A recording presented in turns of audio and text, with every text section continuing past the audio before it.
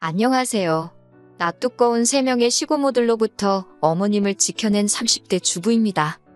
남편과는 말 그대로 오며 가며 알게 된 사이예요. 회사 근처에 제가 자주 가는 카페가 있었는데 남편도 그 카페 단골이었거든요. 왜 같이 엘리베이터 타면서 서로 얼굴은 익숙해졌는데 인사하기는 좀 어색한 사이 있잖아요? 남편하고 제가 딱 그랬어요. 그러다 하루는 남편도 저만큼이나 어색하고 답답했는지 자기가 먼저 저한테 말을 걸더라고요. 당연히 처음엔 좀 당황스러웠습니다.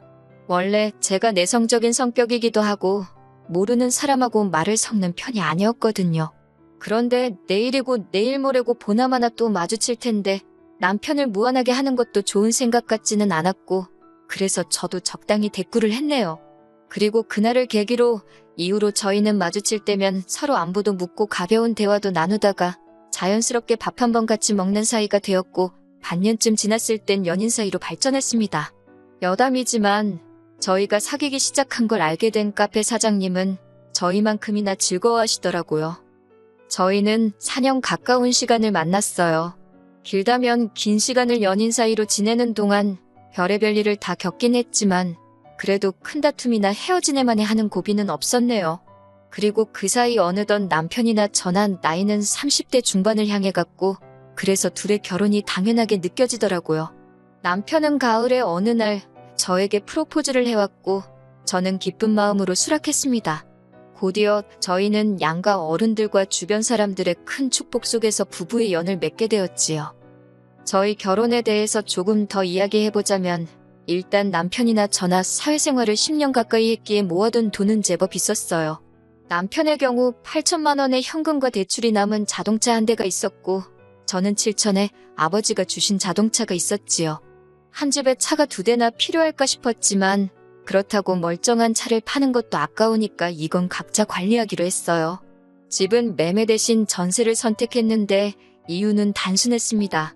남편이나 저나 이 집부터 이민까지 다양한 상황을 염려해 두고 있었기 때문에 한 곳에 정착하는 건 좀 늦추고 싶었거든요. 게다가 전세로 계약한 오피스텔이 신축이었던 덕분인지 웬만한 가전제품은 다 갖추어져 있대요. 그래서 여러모로 돈을 많이 아낄 수 있었지요. 하지만 저희가 신혼집을 구하고 얼마 지나지 않아서 저는 생각지도 못했던 사실을 알게 되었습니다. 그건 바로 저희 집이 남편의 고모님, 그러니까 시고모 댁과 굉장히 가까운 거리에 있다는 사실을 말이에요. 남편에게는 아버님보단 나이가 많은 3명의 누님들이, 그러니까 저에게는 시고모들이 있었는데 3분 다 보통이 아니라는 이야기는 진작에 남편을 통해서 들었습니다. 어머님은 아버님과 중매로 만나셨는데 아버님이 그렇게 어머님을 쫓아다니셨던 모양이에요.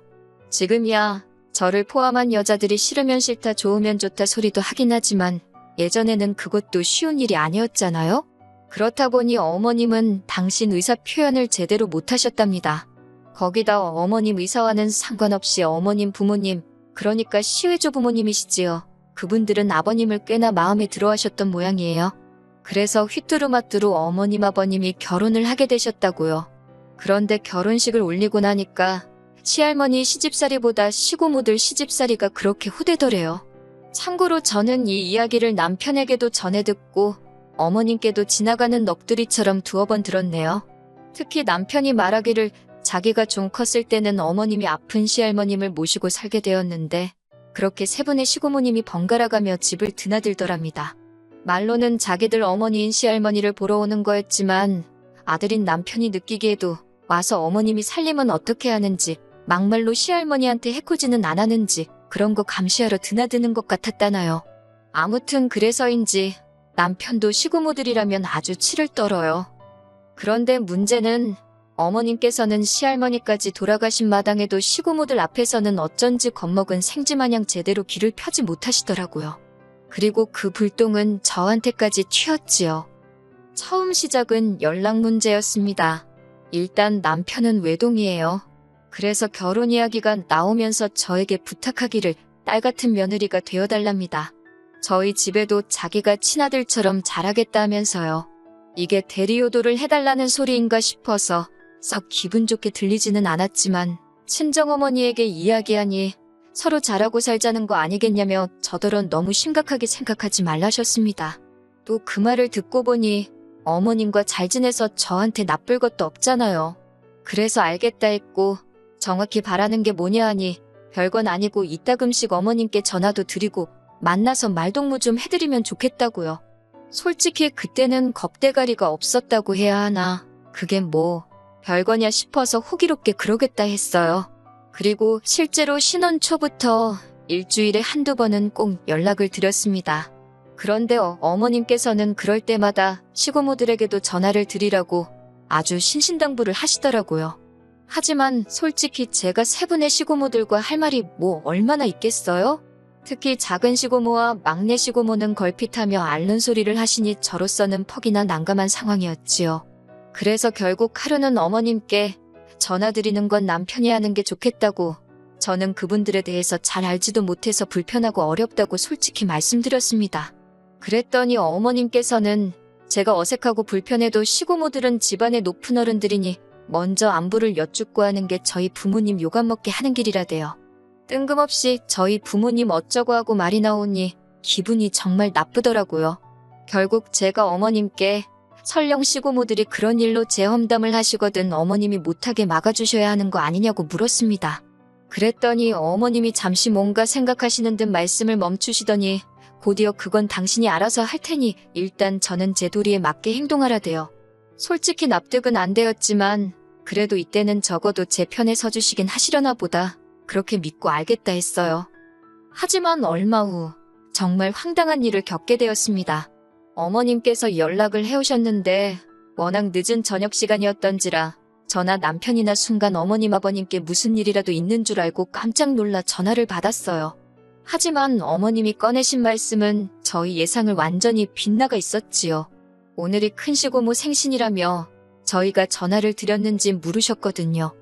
생각지도 못한 이야기에 일단 저는 몰라서 못했다고 순순히 말씀드렸어요.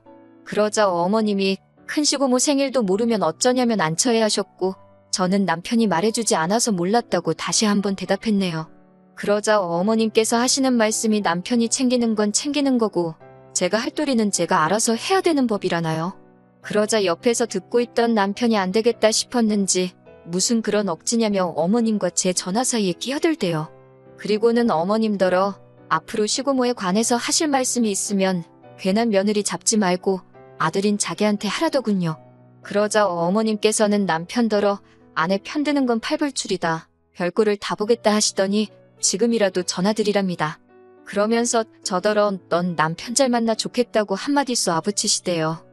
어머님과 전화를 끊자마자 곧바로 남편이 큰 시고모께 전화를 드렸어요. 어쨌든 어머님으로부터 전화까지 받았으니 모른 척 그냥 넘어갈 순 없었으니까요. 그리고 어머님의 말씀대로 큰 시고모가 화가 많이 나셨더라고요. 하지만 뒤이어 하신 말씀은 도를 지나쳐도 한참을 지나쳐 있었습니다. 남편더러 저하고 지금 당장 당신 집으로 뛰어오라셨거든요. 남편이 그게 무슨 말씀이시냐고 어이없다는 듯 한숨 쉬며 한마디 하니 큰 시고모가 남편더러 마누라 교육도 안 시키고 뭐 했냐면서 소리를 지르대요. 그러자 남편도 그러는 사촌형은 우리 아버지 어머니 생신 때 따박따박 연락하느냐고 따지기 시작했습니다. 그러자 큰 시고모가 남편더러 그건 네 할 바가 아니라면서 지금은 네가 잘못한 걸 반성할 시간이라고 악을 쓰셨어요. 그러더니 제가 옆에 있다는 걸 아시고 하시는 말씀인지 새 사람이 들어왔는데 어째 집안 꼬라지가 이 모양이냐면서 그러자 이번엔 남편이 한껏 가라앉은 목소리로 말씀 가려서 하시라고 그러더라고요. 한번 지금 시시비비 가려볼 거냐 하면서요. 그리고 그제서야 큰 시고모도 당신이 도를 지나쳤다는 걸 느끼셨는지 남편더러 넌 남자가 무슨 말꼬투리를 잡냐며 어물쩍 전화를 끊어버리셨지요. 남편이 이 일로 화가 단단히 났고 저에게 자세히 말은 안 했지만 다음날 어머님께 찾아가 왜 아직도 그렇게 시고모들한테 저 자세로 사시냐며 한바탕 퍼부은 모양이에요. 돌아온 남편이 어머님을 보고 있으면 속 터지고 불쌍하다면서 제 앞에서 하소연을 하는데 제가 해줄 수 있는 일이라곤 남편 어깨를 어루만져주는 것뿐이었네요. 그리고는 남편더러 앞으로 당신과 내가 어머님께 큰 힘이 되어드리자고 그랬지요. 그리고 지난 설 기어이 일이 터졌습니다. 음식도 해야 하고 제사 준비도 해야 해서 명절 전날 시댁에 갔어요. 시고모들도 뭐 다들 가족이 있으니까 그렇겠지만 지난 추석에도 보니까 정말 코빼기도 안 비추시대요. 어쨌든 시고모들 입장에선 당신들 부모님 제사를 지내는 건데 말이지요. 그리고는 명절 당일 저녁에서야 와서는 어머님과 제가 한 음식만 싹 챙겨서 가시더군요. 솔직히 어른한테 이런 표현 쓰기가 그렇지만 어찌나 얌체 같던지. 그래서 이번 설에는 제가 어머님께 명절 음식도 당일날 먹어야 맛있지 않냐고 우리 조금만 해서 맛있게 먹자고 말씀드렸어요. 그러자 아니나 다를까 그러면 시고모들 싸줄 게 없다 하시길래 그걸 왜 어머님이 싸주셔야 하냐고 그 집도 다 음식할 거 아니냐고 물었습니다. 그러자 어머님도 저를 한번 보시더니 그러면 하지 말까 하고 소녀처럼 저에게 되물으시는 거예요. 그때 딱 알아챘어요. 어머님께서 그동안 절대로 좋아서 그 많은 음식을 하신 게 아니라 어머님 마음 알아주는 사람이 하나도 없는 것 같아서 말 그대로 당신 편이 없는 것 같아서 차마 하던 걸 안 한다 소리를 못 하셨다는 걸요. 그렇게 어머님과 하우 웃으며 전 조금, 한국도 조금, 어쨌든 구색은 맞춰야 했으니 손은 많이 갔지만 그래도 양이 적으니 할만하더라고요. 지난 추석에 비하면 누워서 떡 먹기가 따로 없었지요. 그리고 아니나 다를까 명절 당일 저녁 시고모들이 하나둘씩 나타났습니다. 원래대로라면 전 친정에 가 있어야 했지만 친정 부모님께도 미리 상황을 말씀드렸네요. 어머님이 시고모들에게 당할 게 불보듯 뻔해서 혼자 계시게 할 수가 없으니 시고모들만 보고 가겠다고요. 그리고 아니나 다를까 시고모들은 집에 와서는 제사는 잘 지냈냐 그런 질문은 여버리고 음식 한 거 다 어딨냐며 어머님더러 음식 좀 챙겨보라고 그러대요. 그래놓곤 자기들은 죄다 거실로 모여 앉아서 저더러 과일 없냐 커피 없냐 딱 보니 어머님이 어쩔 줄 몰라 하시길래 시고모들더러 오늘은 챙겨드릴 음식이 없다 했습니다. 저도 어머님도 힘에 부쳐서 저희 먹을 만큼만 했다고요. 그랬더니 작은 시고모가 어이가 없다며 호들갑을 떨기 시작했어요. 막내 시고모도 그럴 것 같으면 미리 말을 해줘야 헛걸음을 안 했을 거 아니냐며 짜증을 냈고요. 그리고 가장 걱정했던 큰 시고모께선 역시나 큰 소리를 내셨습니다. 신우들 올 거 뻔히 알면서 명절 음식도 안 했다는 거 이거 지금 시집 식구들 무시하는 거 아니냐면서 괘씸하다나요. 솔직히 제가 뭐 어머님하고 얼마나 정이 쌓이고 소위 모녀 같은 사이는 아니었지만요. 그래도 시고모들은 저에겐 거의 남이나 마찬가지고 어머님하고는 차원이 달랐지요. 그래서인지 시고모들한테 속수무책으로 당하는 어머님을 보고 있으니 제 속에서 열불이 나더라고요. 결국 보다 못한 제가 큰 시고모더러 지금 그게 무슨 말씀이시냐고 당장 저희 어머님께 사과하시라 했습니다. 무시는 지금 시고모들께서 저희 어머님을 무시하고 있지 않냐고 이 집 제사 지내고 고생한 어머님께 고맙다 수고했다 소리는 못하실 망정 명절 음식 그것도 시고모들 집에 가져갈 명절 음식 안 했다고 화를 내는 게 정상이냐고 따졌네요. 그러자 남편도 놀란 얼굴로 잠깐 저를 보더니 제 옆에 딱 붙어서서는 틀린 말 하나 없다며 할머니 돌아가신 지가 언젠데 아직도 시집살이를 시키냐고 덧붙이더라고요. 그러자 시고모들이 일제히 저를 보면서 아주 어디서 며느리 하나 거지 같은 거 들여가지고 별꼴을 다 보여준다고 잘났다고 비꼬는 게 아니겠어요. 그러자 어머님께서 처음으로 목소리를 내셨습니다.